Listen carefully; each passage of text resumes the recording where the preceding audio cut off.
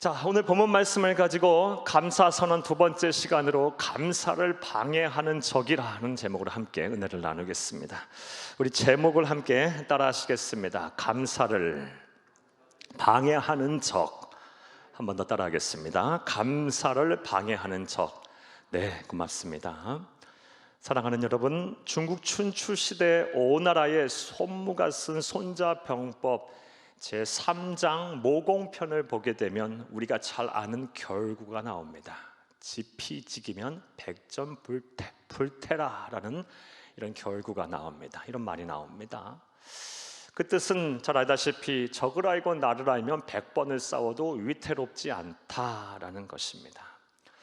그런데 이 말이 우리 감사 생활하는 데 있어서도 적용이 잘 됩니다. 즉 우리가 감사를 결심하고 선언을 하고 감사를 실천하려면 먼저 그동안 감사하지 못했던 내 자신부터 좀 잘 알아야 합니다. 왜 내가 감사하지 못한 삶을 살았는가? 내 성품 때문인가? 아니면 내 신앙 때문인가? 아니면 내 환경 때문인가? 내 자신을 먼저 잘 파악을 할 필요가 있습니다. 그런 다음에 감사를 방해하는 적에 대해서도 잘 알아야 합니다. 그렇다면 우리의 감사를 방해하는 적은 누구이고 또 무엇일까요? 단연코 우리의 감사를 방해하는 최대의 적은 사탄 마귀입니다. 사랑하는 여러분, 우리가 예수를 그리스도로 믿어 하나님의 자녀가 된 그 순간부터 우리는 우리의 대적인 주적인 사탄 마귀와의 치열한 영적인 싸움을 시작을 해야 합니다. 그리고 이 치열한 영적인 전쟁 싸움은 하나님의 나라 가는 그날까지, 우리가 이 세상의 삶이 다 끝나고 우리 주님의 품에 안겨서 그 영광을 누리는 그날까지 계속 되는 것입니다. 따라서 우리가 이 영적 전쟁에서 승리해야만 우리가 이 세상 사는 동안 참된 행복과 자유와 평안을 누리며 살 수가 있는 것입니다.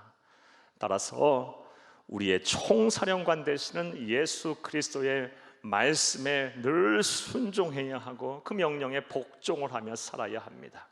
즉 우리는 예수 그리스도의 충성스러운 군사가 돼서 우리 주님께서 명령하신 대로 신앙의 자리, 사명의 자리, 가정의 자리, 교회의 자리를 잘 지켜야 합니다. 그리하면 반드시 영적인 전쟁에서 승리하게 될 것입니다. 할렐루야. 자, 그런데 우리의 주적인 사탄 마귀가 하나님의 백성을 무너뜨리고 영적인 전쟁에서 패배하게 시키기 위해서 쓰는 아주 주된 전략이 있습니다. 그럼 그 전략은 또 무엇일까요? 바로 우리에게서 감사가 사라지게 하는 것입니다. 우리의 입에서 찬송을 빼앗아가는 것입니다. 우리의 삶 속에서 하나님의 은혜를 잊게 만드는 것입니다. 이 사탄 마귀의 전략이 얼마나 효과적인지 기독교 역사와 그리고 우리의 삶을 통해서 보게 되면 수많은 믿음의 사람들이 다 이 전략 앞에 무너졌어요. 대부분의 성도들이 이 전략 앞에 무너졌어요. 심지어 영적인 거장이라고 하는 사람들조차도 심히 흔들렸습니다. 사랑하는 여러분, 그리고 이러한 예는 성경에서도 찾는 것 또한 그리 어렵지가 않습니다. 성경에서 이 사탄 마귀의 전략, 감사를 사라지게 하는 이 전략에 휘말려서 이 자신의 신앙을 잃어버리고 영원한 파멸의 길을 걸어간 사람 한 사람 여러분에게 소개하면 예수님의 제자 중에 한 사람이었던 가룟 유다가 그런 사람입니다. 가룟 유다는 어떤 사람입니까? 우리 잘 알다시피 예수님의 제자였다가 예수님을 배신했어요. 은 30년이 예수님을 팔아넘기고 죄책감을 이기지 못해서 스스로 목매달아 죽은 영원한 파멸의 길을 향해 걸어간 그런 안타까운 사람입니다. 그런데 가룟 유다 또한 하나님으로부터 무한한 사랑을 받은 사람입니다. 말로 표현할 수 없는 은혜를 받은 사람입니다. 왜냐하면 수많은 사람들 가운데 단 12명만 허락이 된 예수님의 제자로서 선택을 받은 사람이 있기 때문입니다. 사랑하는 여러분, 가룟 유다가 예수님의 영광스러운 제자 중에 한 사람이 되기 위해 무슨 노력을 했어요? 그가 무슨 어떠한 노력을 해서 그 제자로서의 영광을 누리게 됐습니까? 하나님의 전적인 부르심과 은혜였어요. 항거할 수 없는 하나님의 사랑의 덕분이었어요. 따라서 가룟 유다도 처음에는 이런 하나님의 은혜에 감사했을 거예요. 우리 예수님에게 감사했을 거예요. 나같이 부족한 사람을 불러서 하나님께서 제자를 삼으시다니, 나같이 부족한 사람을 통해서 하나님께서 일하신다고 하니, 나같이 부족한 사람을 통해서 하나님이신 예수님께서 함께 하자고 하니 얼마나 감사한가 하며 하나님의 은혜를 잊지 않고 막 감사의 찬송을 늘 부르고 살았을 것입니다. 그런데 그는 이후에 변제됐습니다. 하나님이신 예수님께서 고난을 말씀하시고 십자가의 대속의 죽음을 말씀하시자 달라졌어요. 사람이 달라졌어요. 입에 원망과 불평을 달고 살았고 감사를 잃어버렸어요. 즉 감사를 사라지게 하는 이 사탄 마귀의 전략에 휘말려 버린 거예요. 그 공격을 이기지 못한 거예요. 결국 예수님을 배신하고 영원한 파멸에 이르게 되었습니다.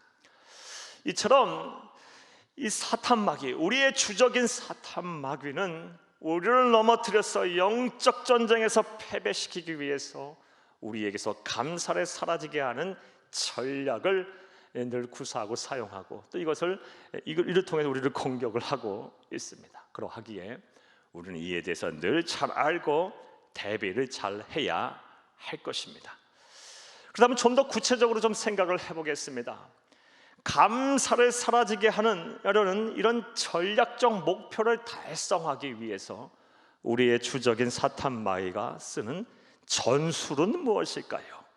자, 이제부터 따라 하시겠습니다. 첫째로, 만족하지 못하게 합니다. 사랑하는 여러분, 우리의 주적인 사탄 마귀가 우리로 하여금 감사하지 못하게 하는 이 목표를 달성하기 위해서 쓰는 전술 중에 하나가 바로 만족하지 못하게 하는 거예요. 이 만족의 반대말은 욕심입니다. 그리고 인간에게 있어, 사람에게 있어 이 욕심은 끝이 없어요. 한계가 없습니다. 마치 이 깨진 독에 물을 붓는 것처럼 채워도 채워지지 않는 것이 바로 인간의 욕심입니다. 물론 욕심에도 이 순기능은 있어요. 이 절망에 빠진 사람이 욕심을 갖게 되면 삶의 의지를 갖기도 해요. 이런 순기능이 있긴 하지만 대체로 이 욕심은 인간에게 악영향을 미칩니다. 욕심이 들어간 사람은 절대 감사하지 못합니다. 그리고 결국 불행한 삶을 살게 됩니다. 사탄 마귀도 이것을 너무 잘 알고 있습니다.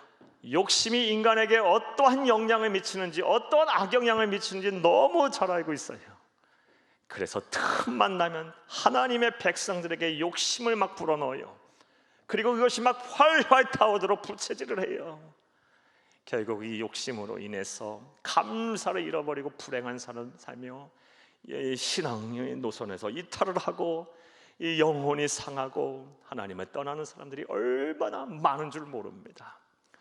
사랑하는 여러분, 이에 대해서 잘 알 수 있는 사건이 바로 오늘 본문 말씀을 통해서 나옵니다. 본문은 우리가 잘 알다시피 인류의 시조 아담과 하와가 타락하여 실락원을 한 내용에 대한 기록입니다. 내용인즉슨 뱀으로 가장한 사탄이 인류의 시조 하와에게 찾아왔어요. 그리고 나서 묻습니다. 하나님께서 동산에 있는 모든 나무의 열매를 다 먹어도 좋다고 했느냐? 라고 묻습니다. 이 말에 이 하와가 얘기를 해요. 하나님께서 모든 것을 다 우리에게 주셨어. 다만 동산 중앙에 있는 선악을 알게 하는 나무의 과실을 먹게 되면 반드시 죽는다고 말씀을 하셨어 라고 이야기를 합니다. 그때 사탄이 뭐라고 얘기합니다. 아니야, 절대 아니야. 너희는 죽지 않을 거야. 오히려 너희 눈이 밝아져서 하나님처럼 될 거야 라고 이야기합니다. 하와의 마음에, 하와의 생각에 욕심을 불어넣은 거예요. 욕심이 막 불타도록 부채질을 한 거예요. 자, 그러자 하와가 어떠한 반응을 보였을까요? 오늘 6절 말씀을 함께 읽겠습니다. 여자가 그 나무를 본즉 먹음직도 하고 보암직도 하고 지혜롭게 할 만큼 탐스럽기도 한 나무인지라 여자가 그 열매를 따먹고 자기와 함께 있는 남편에게도 주매 그도 먹은지라. 아멘. 사랑하는 여러분, 사탄이 이 하와의 마음에 욕심을 불어넣었더니 탐욕이 생겼어요. 만족함이 사라졌어요. 그 나무를 본즉 보암직도 하고 먹음직도 하고 지혜롭게 할 만큼 막 탐스럽게 보이는 거예요. 그전에는 모든 하나님께서 만든 이 에덴 동산의 것들을 주셨기에 그것만으로도 만족을 했는데 이제 또 다른 욕심, 소유욕이 생겼어요. 보암직도 하고 먹음직도 하고 지혜롭게 할 만큼 탐스럽게 여기는 그것을 꼭 소유하고 싶다라는 생각이 들었어요. 만족이 사라진 거예요. 감사가 사라진 거예요. 결국 그는 하나님의 말씀에 불순종하게 됐고 그뿐만이 아니라 그의 남편 아담도 함께 타락하여 결국 실락원하게 됩니다. 이처럼 사탄 마귀는 우리에게서 감사를 사라지게 하는 전략적인 목표를 달성하기 위해서 욕심을 불어넣고 또 욕심을 부채질하여 만족을 하지 못하게 합니다. 이것이 그들이 추구하는 전술이에요. 전술. 그러하기에 우리는 이러한 사탄의 전술을 잘 알고 대비를 해야 할 것입니다. 그래야 때 비로소 평생 감사, 범사 감사, 모든 것에 감사하는 삶을 살게 될 것입니다. 따라서 우리에게 욕심이 이렇게 찾아올 때마다 우리 성도들은 이 욕심을 잘 절제할 수가 있어야 됩니다. 자기 절제를 잘 해야 돼요.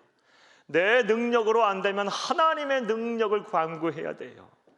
우리의 힘과 우리의 의지로 안 된다면 하나님 앞에 간구하며 하나님 만족하게 해주세요. 하나님 만족하게 해주세요. 자유하게 해주세요. 평안하게 해주세요. 내려놓게 해주세요. 마음과 생각을 비우게 해주세요. 행복하게 하세요. 해주세요 라고 기도하며 성령의 능력을 도우심을 간구해야 합니다. 무엇보다 주신 자도 하나님이시고 거두시는 자도 하나님이시다라는 이 신앙의 원리 안에 내게 주어진 삶에 대해서 만족을 할 수가 있어야 돼요. 다시 말해 자족의 은혜를 누릴 수가 있어야 돼요. 그리할 때 비로소 우리는 감사를 잃어버리지 않게 될 것입니다. 이와 관련해서 다음과 같은 말씀을 여러분에게 드리겠습니다. 설교를 준비하면서 감사가 밥이다 라는 책을 읽었습니다. 이 감사가 밥이다 라는 책의 저자는 미즈노 겐조라는 일본 분이십니다. 한번 사진 볼까요? 이 미즈노 겐조라는 분은 초등학교 4학년 때 뇌성마비가 와서 전신이 마비되신 분이십니다.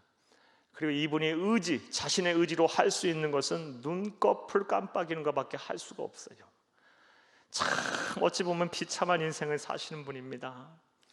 그런데 이분에게 하나님께서 은혜를 베푸셔서 이분 14살에 예수를 영접하게 하셨고 18살 때부터 하나님께서 은사를 주셔서 시를 쓰게 하셨어요.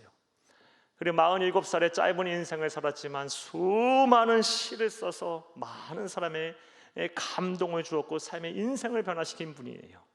무엇보다 일본 기독교 역사상 가장 많이 예수를 소개한 사람으로 또 많은 사람을 전도한 사람으로 이름이 나 있습니다.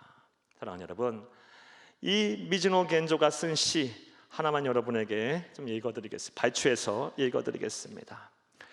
그리스도를 알기 위함이라는 것을 깨달았습니다 라는 시 중에서 일부만 발췌해서 여러분에게 좀 읽어드리겠습니다. 병으로 쓰러졌던 그때에는 눈물이 흐르고 슬펐지만 영의 아픔을 치유하시는 그리스도를 알기 위함이라는 걸 깨닫고 기쁨과 감사로 바뀌었습니다. 친구에게 외면당하던 그때에는 밤에 잠들지 못할 만큼 원망스러웠지만 영원히 변치 않는 친구 대신 그리스도를 알기 위함이라는 걸 깨닫고 기쁨과 감사로 바뀌었습니다. 마음이 혼란스러웠지만 모든 것을 속죄하신 그리스도를 알기 위함이라는 걸 깨닫고 기쁨과 감사로 바뀌었습니다. 일부만 여러분에게 읽어드렸어요. 사랑하는 여러분, 초등학교 4학년 이후로 눈밖에 깜빡일 수밖에 없는 이분이 어떻게 이런 고결한 감사의 시를 쓸 수가 있을까요? 그리고 전신마비가 와서 집 밖으로 한 번도 나가본 적이 없으신 이분이 어찌 수많은 사람들의 마음에게 감동을 주고 또 일본 기독교 역사상 가장 많은 사람을 전도한 사람이 될 수가 있었을까요? 그 답은 책을 읽으면서 또 이분이 쓰신 이 시들을 읽어보면서 어렵지 않게 그 답을 찾을 수가 있었습니다. 그 답이 무엇이냐? 이분에게는 욕심이 없었어요. 현재 주어진 삶에 대해서 만족할 수 있는 자족의 은혜를 누리고 있었어요. 만약에 이분이 이 자족의 은혜를 누리지 못하고 있었다면 어떻게 살았겠어요? 초등학교 4학년 이후로 전신마비가 와서 눈밖에 깜빡일 수 없고 평생을 누워 살아야만 하는 이분에게 자족의 은혜가 없었다면 어떻게 살 수 있었겠습니까? 하지만 이 자족의 은혜, 현재 주어진 삶에 대해서 욕심을 비우고 만족해하며 사는 이 은혜가 있었기에 그는 마음과 생각에 천국을 이루고 이 마음의 생각에 천국의 이 마음의 생각이 비평안함 천국을 이룬 마음의 생각이 흘러고 넘쳐서 수많은 사람들에게 감동을 주었던 것입니다. 이제 이런 은혜와 이런 실천이 저와 여러분 가운데 있어야 할 줄로 믿습니다. 사랑하는 여러분, 생각해보면 우리는 얼마나 하나님으로부터 많은 것을 받았습니까? 또 얼마나 많은 것을 누리고 살고 있습니까? 그런데 조금만 부족해지면, 조금만 내 마음에 들지 않냐면 그것이 불씨가 돼서 세상을 원망하고 자신의 삶을 비관하고 누군가를 미워하고 누군가를 또 마음을 아프게 하는 삶을 우리는 너무 살고 있어요. 사랑하는 여러분, 이렇게 살아서, 이렇게 감사를 있는 삶을 살아서 무슨 행복이 있고 무슨 주의 뜻을 이루는 삶을 살겠습니까? 무슨 하나님을 기쁘시게 하고 사람들에게 칭찬받는 성도로서의 삶을 살겠습니까? 주신 것에 감사하며 하루하루 주어진 삶에 만족해하는 자족의 은혜를 누리며 사시는 복되고 지혜로운 성도님들이 다 되기를 간절히 주의 이름으로 축복합니다. 사랑하는 여러분, 감사를 사라지게 하고 우리의 입에서 찬송을 빼앗아가며 하나님의 은혜를 잊게 하는 이 전략을 적인 목표를 달성하기 위한 사탄의 전술, 바로 욕심을 불어넣고 부채질하여 만족을 모르게 하는 것입니다. 또 다른 전술은 무엇일까요? 자, 따라 하시겠습니다. 둘째로, 비교의식에 사로잡히게 합니다. 비교의식에 사로잡히게 해요. 나와 남을 비교하기 위해서 이 감사를 사라지게 합니다. 오늘 본 말씀 5절을 함께 읽겠습니다.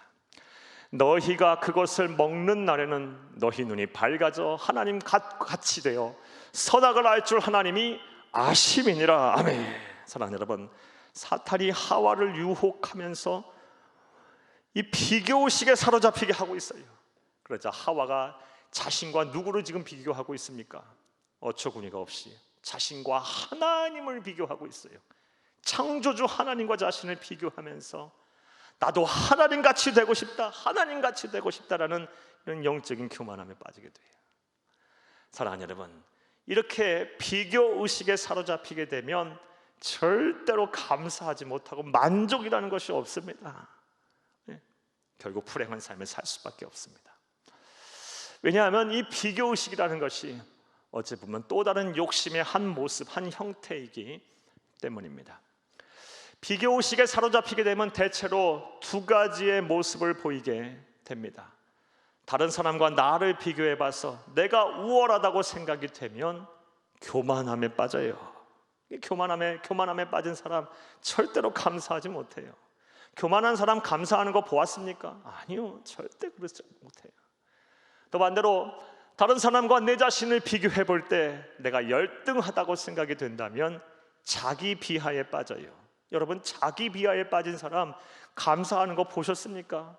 아니요, 절대 그렇지 못해요. 사랑하는 여러분, 여러분에게 한번 여쭤보겠어요.